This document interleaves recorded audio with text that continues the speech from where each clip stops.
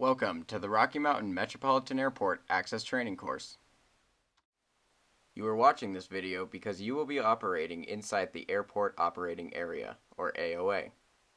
At Rocky Mountain Metro, the AOA consists of the area inside the airport fence.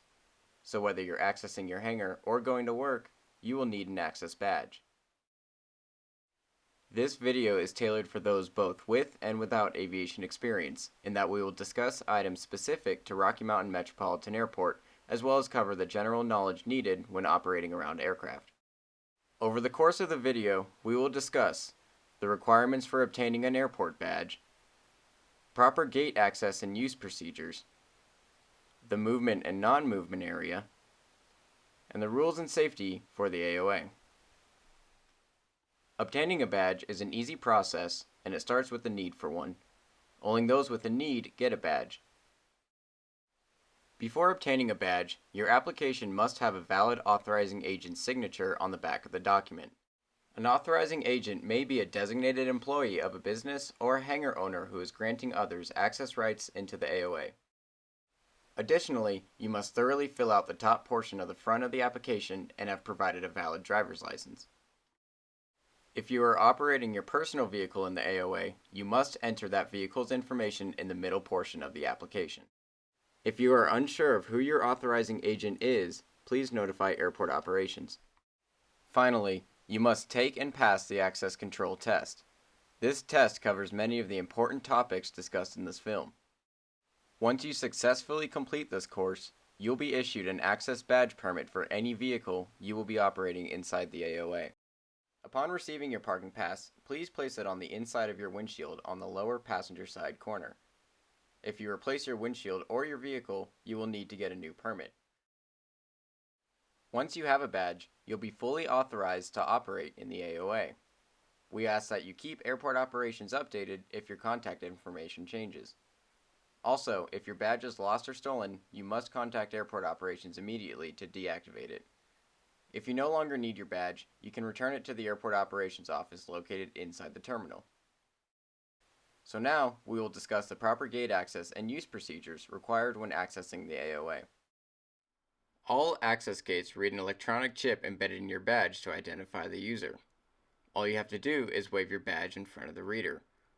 If the reader successfully scans your card, you will see a green LED light appear.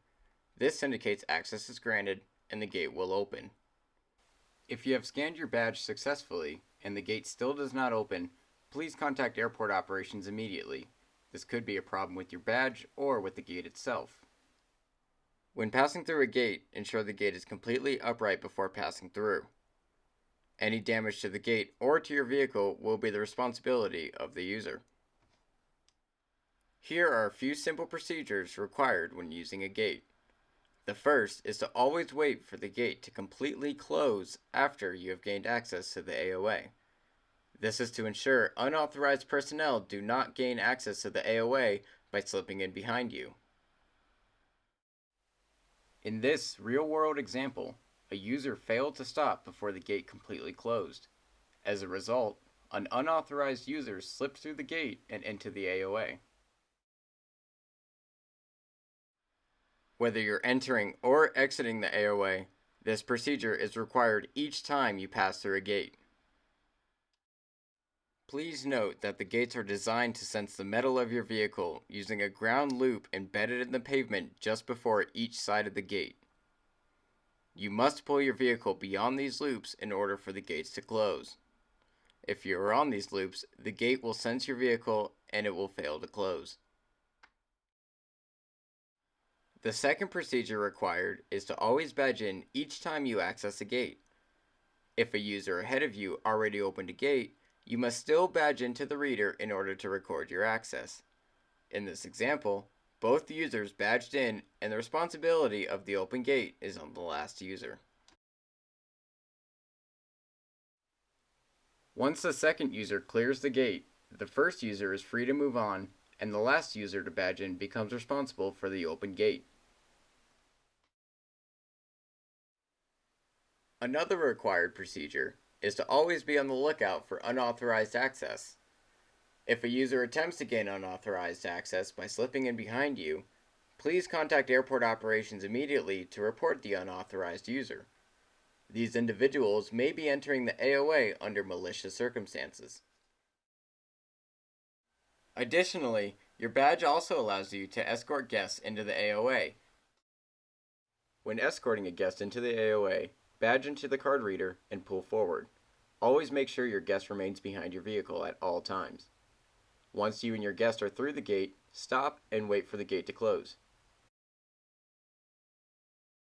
Please remember that you and your guest must pull far enough forward to remain clear of the ground loop so that the gate will close. If you are already in the AOA and you want to escort a guest into the AOA, you must first exit the AOA. Then position your vehicle in front of the guest's vehicle and escort the guest behind you as normal. Never allow a guest to access the AOA by driving your vehicle up to the gate on the exiting side as seen in this example.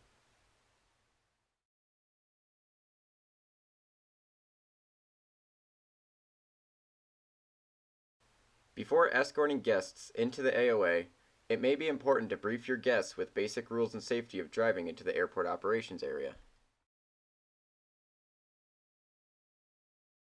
Remember, you are solely responsible for your guests and they must remain with you and under your control at all times. Additionally, never lend your badge to another individual for any reason.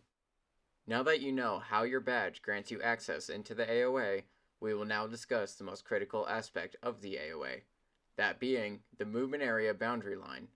The AOA, which encompasses everything that's inside the airport's fence, is divided into two distinct areas, the movement area and the non-movement area. In this diagram, the area shaded in red is the movement area, and it contains runways and taxiways. The area shaded in green is the non-movement area. These areas contain ramps, roads, hangars, and vehicle parking. These two areas are distinctly divided by the movement area boundary line. The movement area boundary line is made up of two lines, one is solid and one is dashed. The non-movement area is on the solid side of the line, and the movement area is on the dashed side of the line. The most important thing to remember is that you cannot cross the solid yellow side with the dashes behind it. Even aircraft must stop before crossing the solid side of the movement area boundary line, and then they have to contact air traffic control in order to gain access into the movement area. The movement area is a high-speed environment, and for overall safety, no pedestrians or unauthorized vehicles are allowed in this area. If you do cross a boundary line into the movement area, you will automatically have your access badge revoked and you will lose all access privileges. Crossing into the movement area constitutes a Vehicle Pedestrian Deviation, or VPD, which will require an FAA investigation and mounds of paperwork. So please, for your safety and to keep all of your AOA privileges, always stay mindful of the boundary line and never drive or walk into the movement area. Now that we have covered the movement area boundary line, let's discuss the important rules and safety protocol required when operating inside the AOA.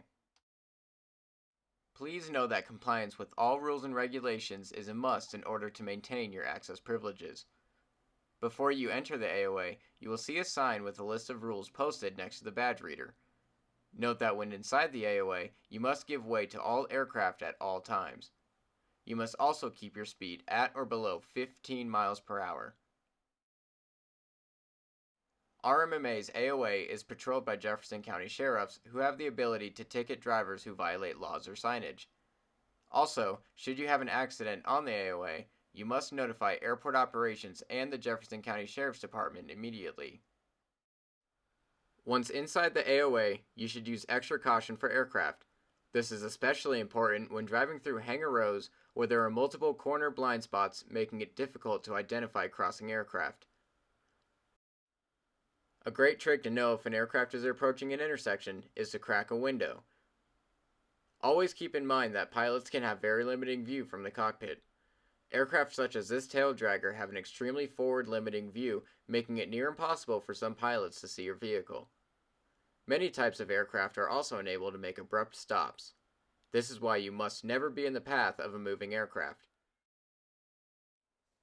You must always give way and ensure that a safe distance is always maintained between you and the aircraft. Keep in mind that this also includes parked aircraft, thus making it unacceptable to drive under any aircraft wings or rotors. Always use caution around aircraft that are running or about to start up. An aircraft that has a red beacon or strobe illuminated on its tail, wings, or belly is about to start. If you see these lights, maintain a safe distance away from the aircraft. When walking or driving behind an aircraft, you should be aware of jet blast or prop wash. The airflow generated by the engines can cause severe damage to vehicles and injure people. During nighttime hours, aircraft can become very hard to see. Many have fewer lights than a car and may not taxi with their landing lights on. You can keep your window open to listen for oncoming aircraft and use extra caution around aircraft wingtips, as they can be especially hard to see if the aircraft is off. While in the AOA, you may encounter emergency vehicles, snow equipment, or other types of heavy equipment. You must always give way to emergency equipment. Also, heed caution around other airport equipment, as the operator may not be able to see you. When you are inside the AOA, you as well as all airport users have the responsibility to pick up any foreign object debris, or FOD. FOD is any trash, tools, forgotten parts, or anything in the AOA that can potentially damage an aircraft. FOD can destroy engines or even cause the loss of life.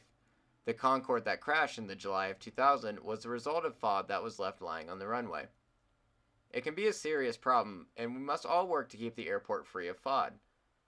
If you see FOD beyond the movement area boundary line, do not cross the boundary line.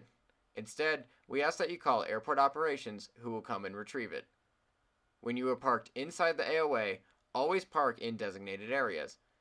There are parking areas at the end of most hangar rows and inside the hangar cutouts of portaports. Never park your vehicle in a manner that would hinder the movement of aircraft, such as in the middle of a taxi lane. Also, do not leave vehicles parked at the airport for extended periods of time. The airport will tow any vehicles it deems abandoned. Please contact airport operations if you need to set up any long-term parking arrangements. Lastly, RMMA welcomes pets, and please ensure that they are leashed and under your control at all times. The airport is a very dangerous environment for pets, and loose pets can create a hazard for aircraft as well as the pet itself. We have finally made it to the conclusion of our access control training video. Throughout the video, we reviewed the requirements to obtain a badge, how to use the airport's gate systems, and the rules and safety regulations required when inside the AOA. You also now know what the movement area boundary line is and understand that if you cross it, you will automatically lose all access privileges. Now we would like to welcome you to our version of Airport Watch. We encourage everybody at Rocky Mountain Metro to take a proactive stand on security. If you see anything amiss, please don't hesitate to contact airport operations or the police if conditions permit.